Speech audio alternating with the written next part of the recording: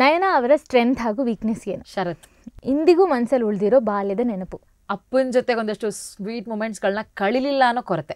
ಒಂದೊಮ್ಮೆ ನೀವು ಆಕ್ಟ್ರೆಸ್ ಆಗದೆ ಇದ್ದಿದ್ರೆ ಯಾವ ಕ್ಷೇತ್ರದಲ್ಲಿ ಇರ್ತಾ ಇದ್ರಿ? ಮುಸ್ಲೆ ಡಿಪಾರ್ಟ್ಮೆಂಟ್. ಮನೇಲಿ ಮುಸ್ಲೆ ತಿಕ್ಕದ್ಬಿಟ್ಟು ನಂಗೆ ಇನ್ನೇನು ಬರಲ್ಲ. ನಿಮ್ಮ ಮನಸ್ಸಿಗೆ ತುಂಬ ಹತ್ತಿರವಾದ ನೀವು ನಟಿಸಿದ ರಿಯಾಲಿಟಿ ಶೋ ಪಾತ್ರ? ಕಾಮಿಡಿ ಕಿಲಾಡಿಗಳಲ್ಲಿ ನಾನು ಮತ್ತು ಅನೀಶು ಒಂದು ಪ್ಯಾಥೋ ಸ್ಕಿಟ್ ಮಾಡಿದ್ವಿ. ಅಜ್ಜ ಅಜ್ಜಿನ ತಗೊಂಡೋಗಿ ವೃದ್ಧಾಶ್ರಮಕ್ಕೆ ಬಿಡೋದು. So that is my favourite skit. First celebrity crush?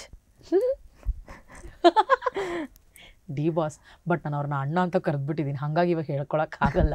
ನಯನ ಅವ್ರಿಗೆ ಅಡುಗೆ ಮಾಡೋಕ್ಕೆ ಬರುತ್ತಾ? ಯಾವ ಅಡುಗೆ ತುಂಬ ಚೆನ್ನಾಗಿ ಮಾಡ್ತೀರಾ? ನಂಗೆ ಅಡುಗೆ ಮಾಡೋಕ್ಕೆ ಬರುತ್ತೆ, but only veg. Non veg ನಂಗೆ ಅಡುಗೆ ಮಾಡೋಕ್ಕೆ ಬರಲ್ಲ. ವಾಂಗಿಬಾತ್ ಚೆನ್ನಾಗಿ ಮಾಡ್ತೀನಿ. ಬಿಕಾಸ್ ಅದನ್ನು ತಿಂದಿರೋ ನನ್ನ ಫ್ರೆಂಡ್ಸ್ ಎಲ್ಲ ಹೇಳ್ತಾರೆ ಚೆನ್ನಾಗಿತ್ತು, ನಮ್ಗೆ ಇಷ್ಟ ಆಯಿತು ಗುರು ಅಂತ ಹೇಳ್ತಾರೆ. ಸೊ ಹಂಗಾಗಿ ವಾಂಗಿಬಾತ್ ಚೆನ್ನಾಗಿ ಮಾಡ್ತೀನಿ. ತುಂಬ ಮೆಮೊರೇಬಲ್ ಸೆಲ್ಫಿ ಅಂದರೆ?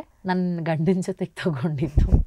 ಕಾರ್ ಒಳಗಡೆ ಇನ್ನೇನು ಮುಹೂರ್ತಕ್ಕೆ ಹೋಗಬೇಕಾಗಿತ್ತು ನಾವು, ಅವಾಗ ಕಾರ್ ಒಳಗಡೆ ಕೂತ್ಕೊಂಡು ಶರು ಪ್ಲೀಸ್ ಪ್ಲೀಸ್ ಬೇಗ ಬೇಗ ಒಂದು ಸೆಲ್ಫಿ ಅಂತ ತೊಗೊಂಡಿದ್ದು. ಅದು ತುಂಬ ಮೆಮೊರಿ ಇದೆ. ಪತಿ ಶರತ್ ಅವರೊಂದಿಗೆ ಥಿಯೇಟ್ರಲ್ಲಿ ನೋಡಿದ ಮೊದಲ ಸಿನಿಮಾ ನೆನಪಿದೆಯಾ? ಓ ಗಾಡ್, ಪುನೀತ್ ಸರ್ದು ಮತ್ತು ರಚಿತಾ ರಾಮ್ ಅವ್ರದ್ದೊಂದು ಸಿನಿಮಾ ಇದೆಯಲ್ಲ, ಕುಂತಲಿ ಕೂರಲಾರೆಯ, ನಂಗೆ ಹೆಸರು ಚಕ್ರವ್ಯೂಹ. ನನ್ನ ನೆನಪಿನ ಪ್ರಕಾರ ಅದೇ ಇರಬೇಕು.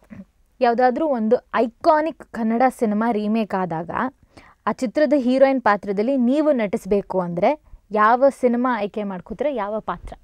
ಹೀರೋಯಿನ್ ಆಗ ನನ್ನ ಲೈಫಲ್ಲಿ ನಾನು ಆ ಥರದ್ದು ಯೋಚನೆನೂ ಮಾಡಿರ್ಲಿಲ್ವಲ್ಲ ಗುರು. ಅಥವಾ ಯಾವ್ದಾದ್ರು ಒಂದು ಐಕಾನಿಕ್ ಕ್ಯಾರೆಕ್ಟರ್ ಇರೋ ಸಿನಿಮಾ ರೀಮೇಕ್ ಆಗ್ತಿದೆ ಅಂತ ಬಂದಾಗ ನೀವು ಆ ಪಾತ್ರ ಮಾಡಬೇಕು ಅಂದರೆ?